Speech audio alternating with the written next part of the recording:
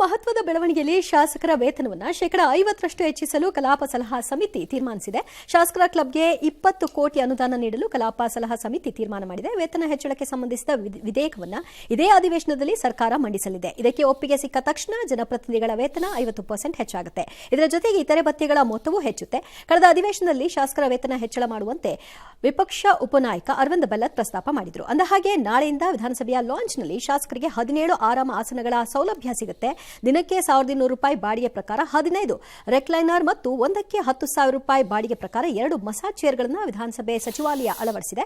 15 ದಿನದಲ್ಲಿ ಇದಕ್ಕೆ ಅಂತ 5.70 ಲಕ್ಷ ಖರ್ಚಾಗುತ್ತೆ.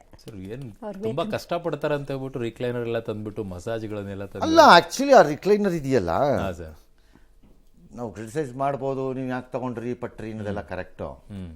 ಬಟ್ ಅವ್ರು ಬಾಡಿಗೆಗೆ ತಗೊಂಡ್ರದು ಬೆಟ್ರ್. ಅಟ್ಲೀಸ್ಟು ಇಲ್ಲಾಂದ್ರೆ ಖರೀದಿನೇ ಮಾಡಿಬಿಡೋರು. ಅಂಥ ದುಷ್ಟರು ಇವರು.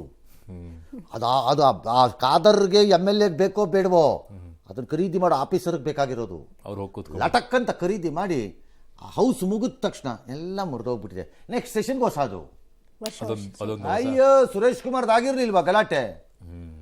ಅವ್ರ ಮನೆಯಲ್ಲಿ ಕರ್ಟನ್ನು ಟಚ್ ಮಾಡಿದೆ, ಇದು ಟಚ್ ಮಾಡಿದೆ, ಕುರ್ಚಿನೂ ಟಚ್ ಮಾಡಿದೆ, ಎಲ್ಲ ಮಾಡಿದೀವಿ ಅಂತ ಬಿಲ್ ಮಾಡಿ ಕಳಿಸಿರ್ಲಿಲ್ವಾ ಗೋವಿಂದ ಕಾರಜೋಳರಿಗೆ? ಹೌದು. ಸುರೇಶ್ ಕುಮಾರ್ ಕಾಗದ ಬರ್ದಿರ್ಲಿಲ್ವಾ? ನನಗೆ ಗೊತ್ತೇ ಇರಲಿಲ್ಲ ಯಾವುದು ಅಂತ. ಸೇಮ್ ಹಂಗಾಗಿ ಇದು ಬೆಟ್ರು. ಇದು ಬೆಟ್ರು. Number 2 recliner. ಅವ್ರ ಮಲಿಕಬೋದಾ ಬೇಡವಾ? ಅಲ್ಕಳ್ಳಿ ಬಿಡ್ರಿ. ಅಲ್ಲ, ಅವ್ರಿಗೆ ಅಂತಾರೆ ಶಾಸಕರು ಭವನಗಳಿದೆಯಲ್ಲ ಸರ್, ರೂಮ್ಗಳು ಕೊಟ್ಟಿದ್ರಲ್ಲ ಸರ್. ಅಲ್ಲ, ಹೌಸಲ್ಲಿ ಇರಲಿ, ಹೌಸಲ್ಲಿ ಬೆಲ್ಲು ಗಿಲ್ಲು ಹೊಡೆದಾಗ ಓಟು ಗೀಟು ಬೇಕಾದ್ರೆ ಬರಲಿ ಎಚ್ಚರವಾಗಿ ಅನ್ನೋದು ಅವ್ರ ಮಸಾಜ್ ಅದು ಮಸಾಜ್. ಅದು 2 ಮಸಾಜ್ ಇದಾವೆ ಅದೆಲ್ಲ ಬಂದಿದೆ ಈಗ. ಅದು ಬಂದಿದೆ ಅದು. ಹಂಗಾಗಿ ಅವ್ರು ಅದನ್ನ ಇಟ್ಕೊಂಡಿದ್ದಾರೆ. ಅರವಿಂದ್ ಬೆಲ್ಲದ್ದು ಸ್ಯಾಲರಿ ರೈಸ್ಗೆ ಕೇಳಿದ್ರಂತೆ 50%. ಅರವಿಂದ್ ಬೆಲ್ಲದ್ಗೂ ಕಾಸ್ಟ್ ಶಾರ್ಟೇಜ್ ಆಗಿದೆಯಾ? ಪರವಾಗಿಲ್ಲ, ನಿಮ್ಮ ಅಪ್ ಮಾಡಿದ್ದೆಲ್ಲ ಖರ್ಚಾಗೋಯ್ತಾ? ಬೆಲ್ಲದ್ಗೆ ಬೆಲ್ಲನೇ ಕೈ. ಆಯ್ತು, ಮಾತಾಡಿ ಸರ್, ನೀವೇನು ಬೇಕಾದ್ರೂ ಮಾಡಿಸ್ಕೊಳ್ಳಿ ಸರ್. ಅರವಿಂದ್ ಬೆಲ್ಲದ್ ಸಾಹೇಬ್ರು ನೀವು ಯಾಕ್ರಿ ನಿಮಗೆ ಬುದ್ಧಿ ಬಂತ? ಲಾಸ್ಟ್ ಸೆಷನ್ ಎಲ್ಲ ಕೇಳ್ಬಿಟ್ಟಿದ್ರು ಸರ್. ಎಲ್ಲರ ಪರವಾಗಿ ಕೇಳಿರ್ಬೇಕು ಪಾಪ, ಮುಂದೆ ಬಿಟ್ಟು ಕೇಳಿಸಿರ್ತಾರೆ. ಆಯಿತು ಸರ್, ಮಾಡಿಸ್ಕೊಳ್ಳಿ ಸರ್. ನೀವು ಬೇಡ ಅಂದವ್ರು ಯಾರು ನಿಮ್ಮನ್ನು? ಎಷ್ಟೆಷ್ಟಾಗುತ್ತೆ ಅಂತ ನೋಡ್ಬಿಡೋಣ ಸರ್. ನೋಡಿ ಸರ್, ಬೇಡ ಅಂದವ್ರು ಯಾರು? But 50% too much. 50% ಗ್ರ್ಯಾಜುಯಲ್ ಆಗಿ ರೈಸ್ ಮಾಡ್ಕೊಳ್ಳೋದಲ್ವಾ? 10% 15%. Average salary hike last time 100% hike ಆಗಿತ್ತಲ್ಲ ಸರ್. 1000% ಮಾಡ್ಕೋಬೋದು. ಇವ್ರಿಗೇನು ಹೋಗ್ಬೇಕು? ಯಾರು ಹೋಗೋದು ಯಾರು? ಆಯಿತು, ಮಾಡಲಿ. ಓಕೆ.